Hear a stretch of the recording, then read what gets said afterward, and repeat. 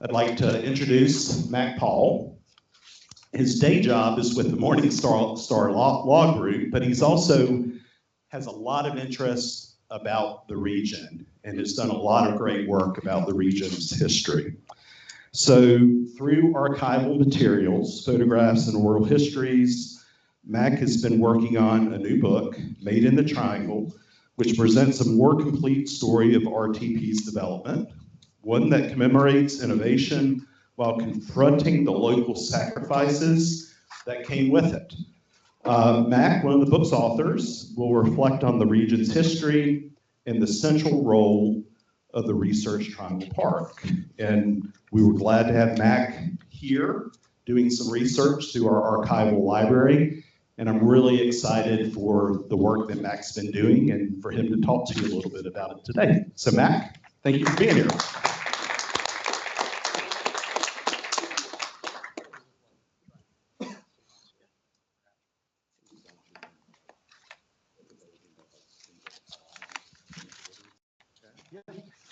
Good morning, everybody. Good morning. I want to start out by giving due credit to my father, who is the real author in the family. He's written a number. He was a journalist, started out at the News and Observer, actually the Raleigh Times, many years ago. And then our family moved to Washington, D.C., and he's written several books. And this book that we're working with Duke Press now is coming out in the fall, is a result of over 160 interviews, many of which he's done, that capture the human interest element of this story. This morning, I'm going to focus more on the early history. We've got Scott Levitin to talk about the future and all the good work that the Research Triangle Foundation is doing now. And I'll also kind of, with a lens toward the local government aspect of it. So I hate to hit you with the jarring photo early. Wow. How many of you have seen Oppenheimer? A few of you. So, we think of this event, during World War II as profoundly shaping the geopolitics of our globe, national security, but it also had a lot of implications on the future of technology in the economy, and eventually for us here in the Triangle. I think it's really interesting to understand how we're different in the Research Triangle from what many think as kind of the gold standards for tech hubs, Silicon Valley, Boston 128. When the nuclear bomb was developed, there was a gentleman who came out of MIT, Vannevar Bush. He was the head of the engineering department, who was tapped by Franklin Roosevelt to head up the Office of Science and Research and Development, OSRD, and he oversaw the Manhattan Project. He was there at Alamogordo when Oppenheimer tested the atomic bomb, and he was a huge proponent of leveraging our universities for technology development rather than going to private industry. So that was the beginning of the federal government granting money to researchers, and he started at MIT, the Radiation Lab, RAD Lab, which did a lot of groundbreaking research in technology. And MIT was on the forefront of spinning out economic development out of their laboratories and research institutes, and very much embracing private industry and research. One of his first PhD student was a gentleman named Frank Terman, who had graduated from Stanford University. He went to MIT, he was hired to go work at OSRD, and after he returned to Stanford, and he embarked on building Stanford, which really was a kind of a backwater at that time, into a global powerhouse with research and technology. Again, embracing the idea that academia could mix with private industry, started the Stanford Research Institute, Stanford Research Park, and quickly established Silicon Valley on the forefront of microelectronics, Fairchild Electronics, many companies spinning out of Stanford. And over the next 20 years, in the 1950s and 1960s, the federal government, and one of the things that Vannevar Bush pushed for after the war ended was the creation of the National Science Foundation. funding a lot of university research. In those two areas, Boston and the 128 corridor, which is an area kind of like RTP, where these office parks started developing that were spinning out of MIT and Harvard, captured hundreds and hundreds of millions of dollars in federal research dollars. So those histories of our two, what we think of as competitors, are so profoundly different from what we were experiencing here in North Carolina at the same time. North Carolina in the 1950s was the second poorest state in the United States, which is kind of hard to believe. But it partly was because we were such a rural state at that time. We had the second highest percentage of people working on farms of any state. The number one was Texas. Tobacco obviously was one of our main cash crops. And, you know, we had furniture, we had textiles, and we had tobacco, cigarette manufacturing. And those really were our industries, some of which had moved from the Northeast down here for lower labor costs. But all three were suffering by the 1950s. And we were losing, we had, you know, a great university system, but many of our graduates were leaving North Carolina. There's a great video produced by the North Carolina Department of Commerce showing Raleigh Station with a young man leaving his parents because there was no job for him in North Carolina, and making the case we have to do more to keep our talent here. The other thing that really is important to understand about North Carolina is our really unique culture and history. You know, this is a kind of a seminal book written about the South by B.O. Key at Harvard in the late 1940s. His section on North Carolina talks about how, you know, we understood, you know, that we were one of the poorest states. We kind of have this complex about our lowly state. But it says, and in the elegant accomplishment of other states gave us an awareness of our mediocrity. Our mediocrity was militant. We had this idea that we could do more if we worked together. And it really ended up being one of North Carolina's strongest aspects.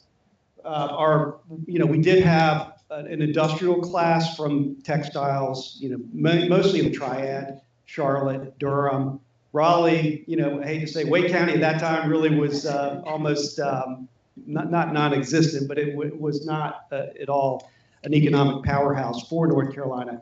But they would work together. We had a great university system. We were one of the first states with the state symphony, state museum. We were looking for ways, if we joined together, we could build North Carolina's economy. One of the really things that turned out to be a benefit, so there's a gentleman, and you saw a picture of him, I'll show it in a minute, named Romeo Guest. Romeo Guest was a very interesting figure. His company was Guest & Sons. It was founded by his father, based in South Carolina. They moved to Greensboro. What Guest & Sons did was build factory buildings, textile buildings, and the mill houses and communities around those. But as I said, by the 1950s, that industry was really suffering. Guest happened to have gone to MIT. Unfortunately, he graduated in 1929, right when the Depression hit.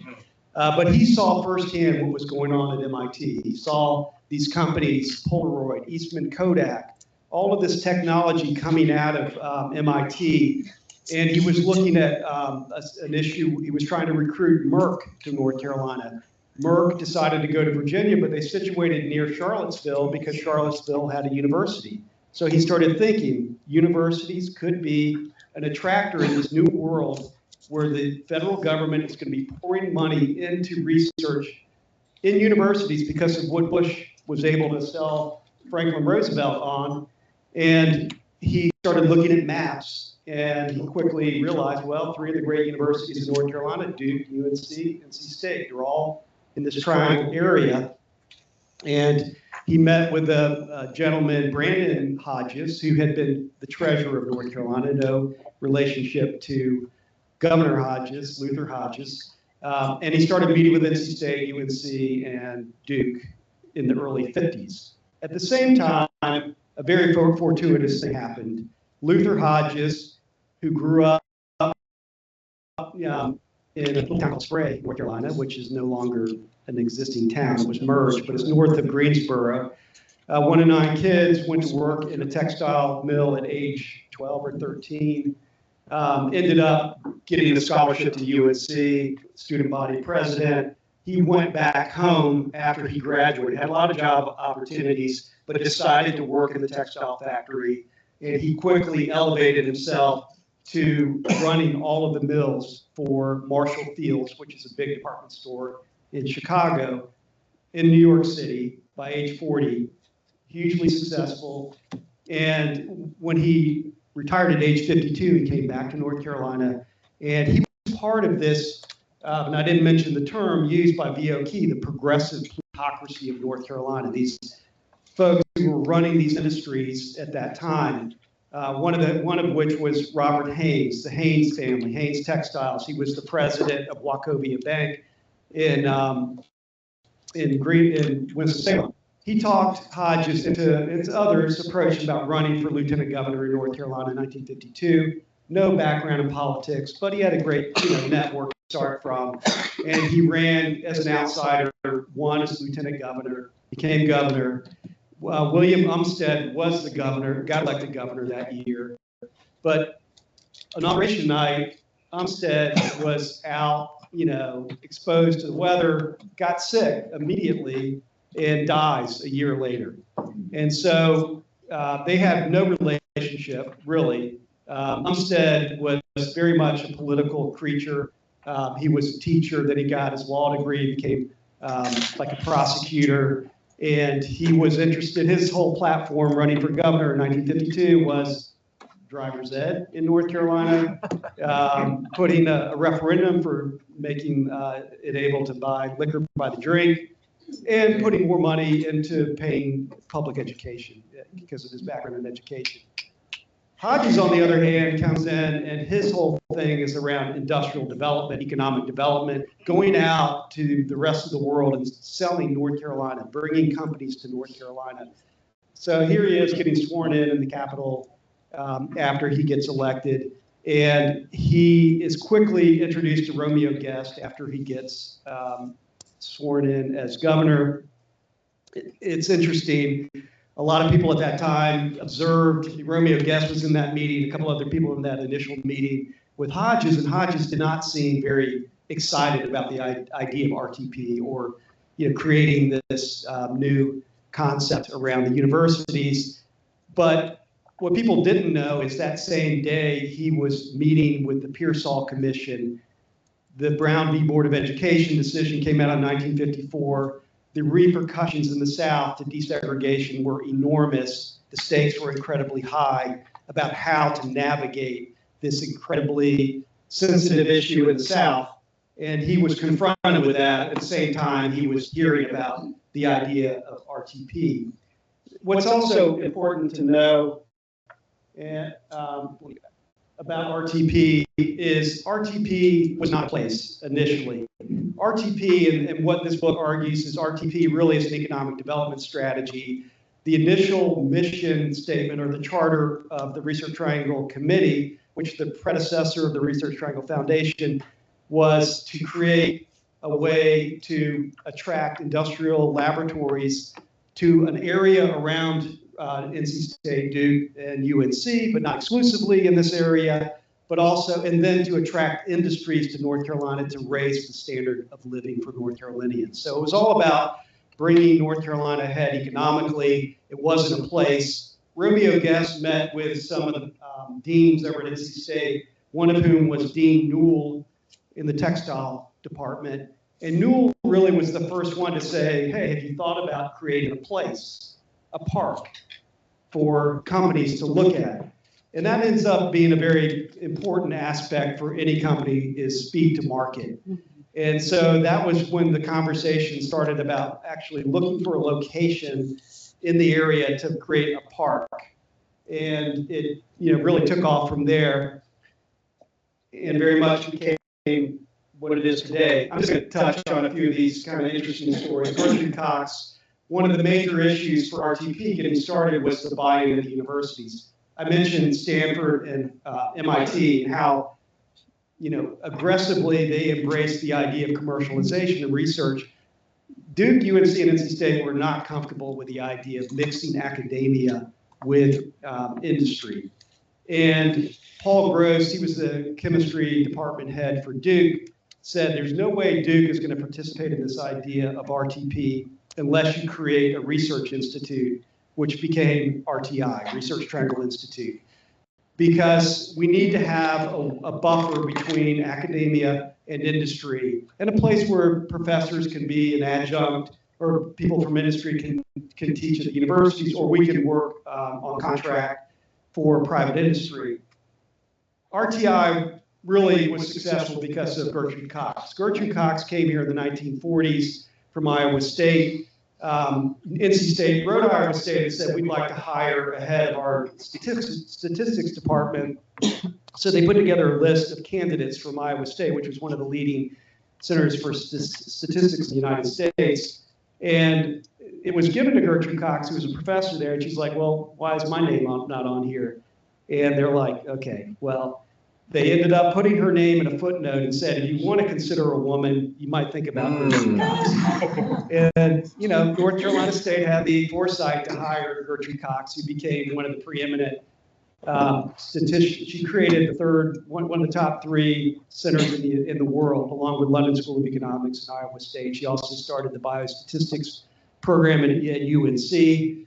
And of course, you know, the Research Triangle is one of the centers for statistics now. SAS came out of the statistics department. Quintiles at UNC came out of biostatistics. So it ended up being a huge economic driver.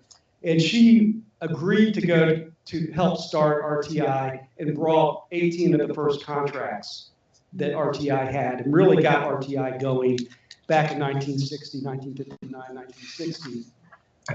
Now, you know, one of the key issues that come up again and again is race. And I mentioned Hodges having to deal with desegregation, the Pearsall plan. I'm not going to go into all the details.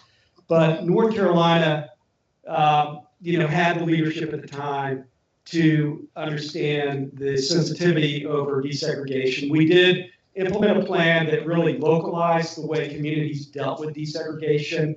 A lot of the South immediately, you know, reacted and through massive resistance and said, there's no way we're going to desegregate our schools. North Carolina, you know, did kind of slow played it, but we managed it without the same level of infighting. Fred Brooks is a fascinating guy. We fortunately were able to interview him. He's passed away. He grew up in Greenville, went to Duke in physics, went on to get applied mathematics at Harvard, hired by IBM. By age 33, he led one of the 2 teams at IBM. And IBM has this interesting culture. They love conflict and competition within their company. So they set up 2 teams in IBM to develop the idea of the System 360, which revolutionized computing in the United States, in the world, really. It was the first interoperable hardware system where you could run different software. Fred Brooks won, his team won in terms of the design of the System 360, and Tom Watson Jr., you know, put him in charge of the implementation. They wanted to build 2 facilities in the United States to produce the System 360. One of those went to Boulder, Colorado. The second came down to Manassas, Virginia, which is where they were looking at going. Fred Brooks gets asked, he wants to go start the computer science department at UNC, and Tom Watson pleads with him and invites him up to Armonk, New York, where IBM is, to stay 1 more year to get from alpha testing into beta testing of the 360. And he says, okay, I'll do it for 1 more year, but I want you to put a System 360 at the Triangle University's Computing Center, TUC, because we need more computing power for the universities. And I want you to look at RTP to move IBM. And we, you know, it wasn't just Fred Brooks. You know, Governor Hodges was Secretary of Commerce. Terry Sanford, you know, was one of the first Southern governors to endorse John F. Kennedy in 1960. Had a lot of relationships through different people to Watson. But, you know, Manassas was definitely the leading contender up until the very end when they looked at RTP. And what was the defining issue for RTP was desegregation. Virginia had massive resistance. They still refused to integrate many of the schools, whereas North Carolina was moving in the right direction. We had the leadership in place so that folks from the Northeast might be comfortable moving to this very exotic place called the South of the United States to work. And Fred was part of that story. So the story, it continues, and we talk about Wake County. So IBM comes here. We've got all these workers coming here. We have everyone pouring into Cary and North Raleigh to live in these new neighborhoods that we were building. And we really need to think about our public school system. By the early 70s, we, like a lot of communities, we had a Raleigh system, we had a Wake County system, and we were hemorrhaging people from the Raleigh system because of desegregation. They were moving to the Wake County schools. And we knew that the right thing to do was to merge our school system, to have a unified school system, so we would have diversity within our school system and integration within our school system. And this guy, Dudley Flood, was an amazing figure. He's in his 90s. He's incredible. If you ever hear him speak, it's just a treasure. But he led the effort statewide to work with communities on how to integrate. And it's fascinating to hear his approach in the way he did that in working in terms of getting the leadership of the community and understanding the issues they had to overcome. One of the folks, and he also traveled all over the country in educational circles, and he met a guy named Walter Marks from New Jersey. Walter had a magnet system in New Jersey, but it was a very small system, but he was impressed by it. He encouraged Walter Marks to come to Wake County. And I'll say this, I mean, one thing about North Carolina, going back to this culture, we had people like Henry Fry and Julius Chambers, John Winters, a lot of black leadership in North Carolina went to the General Assembly and said, look, we put up a referendum in Wake County, it failed. And they went to our leadership in the General Assembly and said, we need to do this merger. And the black community felt invested in that they had a voice, and the leadership in the General Assembly listened to them, and they put a bill in, and they did the merger despite the rejection in the referendum. Every single one of those folks who voted for that merger got reelected. They thought they would not after doing that. But the fact that in other states, a lot of the black leadership wasn't able to really have a voice, they would create their own institutions. But in North Carolina, despite obvious issues, there was engagement and collaboration. One of the gentlemen that Dudley Flood knew was Bob Bridges. Bob Bridges was working in the DPI at that time, and he encouraged him to apply to replace Walter Marks. There was a lot of tension still rising in Wake County about the amount of resources being put into the Raleigh schools, even after those schools were really elevating Enloe. Ligon, became national, some of the top schools in the nation. Bob Bridges comes in as the first African-American to lead Wake County schools in the early 80s. And he has an incredible manner working with the Wake County commissioners and the school board. And a lot of that tension that was building, he was able to navigate it and continue Wake County on the path. Now, of course, we all know that Wake County has had its growth issues largely because of the success of the Wake County schools and the amount of influx of people moving to the Triangle. But it's something we've had to navigate. I'm just going to touch briefly on the Biotech Center, Charles Hamner. North Carolina continued to look for ways to elevate. We didn't just create one thing. We kept looking at ways to build what we had. And the NC Biotech Center, MCNC, early 1980s, ended up being an incredible tool to attract talent at a very pivotal time. So I think it's important to understand about the Triangle is we are one of the top centers in the world for life science. It's largely because of people like Charles Hamner, who was at UVA, head of the hospital medical center, also been third in vitro fertilization of anyone in the world. Brilliant guy, but he saw the opportunity to create a biotech industry from the ground up. So he came down here and he met with Governor Hunt in the early 90s, and he said, I need 75 million. Well, Hunt asked, what do you need? He said, I need 75 million to start this. And he brought, many of the top scientists here to build their labs at UNC and the other universities. Oliver Smithies got the Nobel Prize, was recruited. Jude Samolsky, who we think will get the Nobel Prize, was recruited by Hamner. So the reason, there's a lot of studies on why we are top, and it's because we got the talent at the time the industry was just starting. And once you got that talent here, it had a lock-in effect, and it kept us ahead of all the competition. So us, San Diego, Philadelphia, San Francisco, we are like the top, but it's something we have to continue to do. Marydale Chilton is, again, one of these interesting figures. She was one of those superstars, came here from University of Washington, Seattle. She was she really created the whole GMO movement by showing that you could take genes from one plant to another plant. CPGIG, based in Switzerland, decided to build their World Research Center in RTP. They brought her down here in the 1970s to do that, and she is still going strong. Lives in Carrboro, and one of those figures here that has had a profound impact on this region. I'm just going to talk a little bit about regionalism.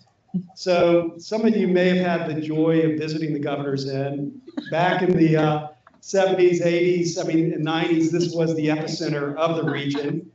The only place you could really go, and it was the place to be. Like every day at lunch, all of the executives in RTP would be there. There was a journal that covered the news of RTP, and I wish I didn't. I don't have her name in the top of my head, but she would be there every day and interviewing people, writing the stories about the comings and goings of RTP.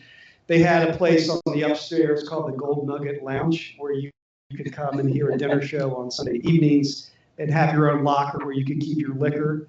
And so this was a time where RTP was really out at the center, but also really driving the conversation of the region. Lee mentioned the world-class region conferences started in the late 80s. There was one in 92.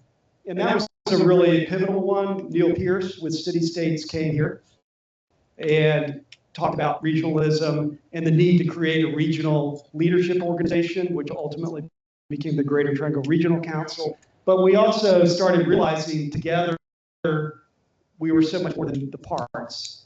And we hit the cover of Fortune magazine in 1992, cover of Money magazine, and then kind of it was off to the races, with the Triangle being the center, of the region, but also, a national brand. And all of the conversation really at that time was around regionalism, how to, leverage the region and build the region. And it was a great time in our history, but nothing ever stays the same. And 1999, 2001 was a really important pivot for the region. We were growing, as I mentioned, Cary and North Raleigh, incredible population growth. Glenn Lane, mayor of Cary, gets elected in 1999, and an incredible reaction to the growth. People were really upset about school overcrowding and traffic, so he puts the halt on development in Cary.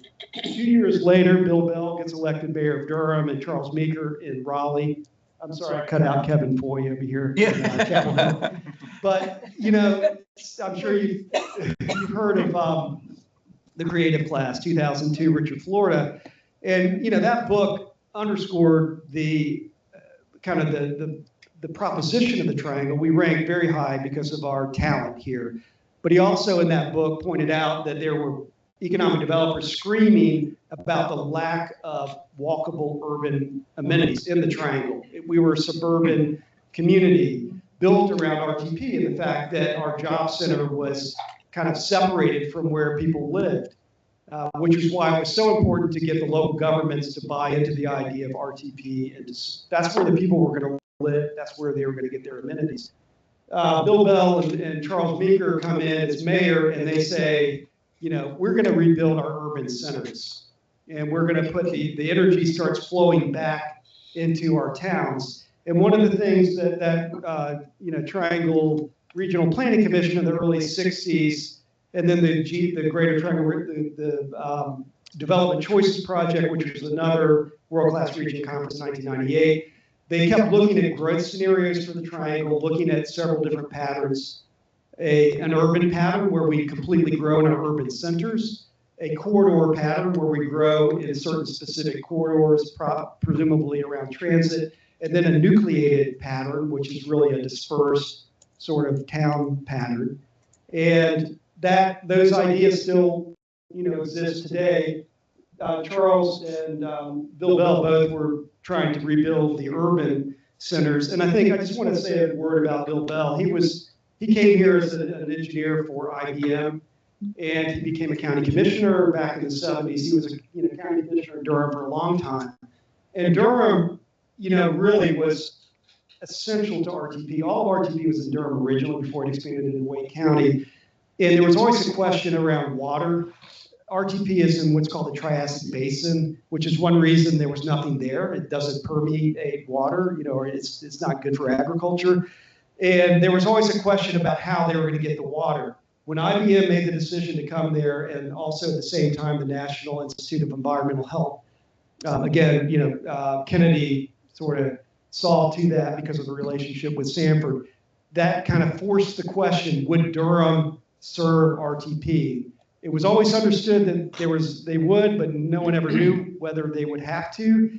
And by one vote, Durham voted to basically take all of their water allocation and support RTP. What people don't know is at that same time, the Surgeon General, we do know, had a meeting and went on national television and said, smoking causes cancer. There was a meeting with American Tobacco and some of the tobacco executives with the Durham officials behind the scenes, and they said the future of tobacco and cigarettes is not great. So we do think you should consider supporting RTP, and Durham did that. Now Durham didn't get a lot out of RTP for a long time. A lot of the real estate agents, when people moved here, they steered everyone to Wake County, created a lot of tension, and it was over the public school system. And there was an effort, Wib Gully, who really helped start Triangle Transit Authority at the World Class Region Conference. He was mayor of Durham, and around 1987 tried to annex RTP. And it was really out of a feeling of whether Durham was getting their due share from their tax base going in RTP where they weren't getting taxes. And there was a very powerful senator, Kenneth Royal, who also was from Durham, and he quickly put a bill in the General Assembly and put a nix to this annexation idea. Bill Bell really, when he became mayor in 2001, it was an important turning point for Durham because Glaxo finally decided to embrace Durham as its partner. Duke University started to see the importance of its relationship with Durham, and you started to see these old tobacco buildings get renovated. The Goodmans came in, the whole story around Triangle Central Park and the Durham Bulls going back into Durham, and Duke leasing property within these buildings to help get them started. Glaxo, investing in Durham. And Bill Bell was at the center of a lot of these conversations of public investment to support the type of development to make Durham successful. Raleigh, of course, opened up Fayetteville Street. It was a plan that Meeker instituted in the early 2000s, 2006. They opened up Fayetteville Street, huge success. And so we started to see these urban cores redevelop. Meanwhile, the interest in regionalism dissipated in the early 2000s. The Greater Triangle Regional Council, which was connected with the COG, became Triangle Tomorrow, was disbanded. RTP became the highest vacancy rates in the region. People didn't want to drive out to an office park. We saw Red Hat move into downtown Raleigh. Tech companies wanted to have a walkable, vibrant environment for their workers. So the model that we built the whole region around started to be questioned with the resurgence of our inner cores. And you're going to hear from Scott Levitan about the response to that's undergoing right now. And I'll just finish up with the story of Holly Springs and advanced manufacturing. So remember when I talked about the original purpose of RTP was to attract research labs here and to really ultimately create new industries in North Carolina. Well, that didn't happen for many, many, many years. I mean, RTP was a massive success. The Triangle is an incredible success, but North Carolina, we all know the rural areas have suffered incredibly. But just in the last few years, and particularly in 2017 was kind of a pivot point where we saw biotech companies really start to gain traction with drug distribution and acceptance in the marketplace. And, due to like work decades before, Novozymes really was the first. It's an arm of Novo Nordisk out of Denmark. Governor Hunt went to Denmark many, many years ago, met with the president of the company. They decided to go to Franklin County. And, 2 decades later, Novo Nordisk, goes into Clayton, and we start seeing these advanced manufacturing companies. So these are not, Biogen really was the first in RTP. And then we started to see these facilities go into Holly Springs and other places. Holly Springs had incredible foresight to work in providing a wastewater system, siting. So when companies wanted to come here, they had a site ready. And so Holly Springs, as you probably are reading, is like on the forefront. Genentech, Amgen, Biogen, all these companies are going to Holly Springs, but now they're moving into Wilson. They're moving to Concord. They're moving across the state because we built with the workforce. And I didn't mention, like, one of Governor Hodges' greatest legacies is the community college system. He created the industrial training colleges when he became governor, and that was one of his main platforms. And then Sanford took that and built it into the community college system. No one has a community college system like we do in the country, and it is by far our best economic development tool, because we basically tell any company, you want to come here, we'll train your workers for free. And we see that happening all the time with the community college system and RTP and Wake Tech, Durham Tech, others. So I want to finish it on that note that, the prospect looks good for not just RTP, but for the state of North Carolina, largely because of the work that was done going back to the 1950s. Thanks.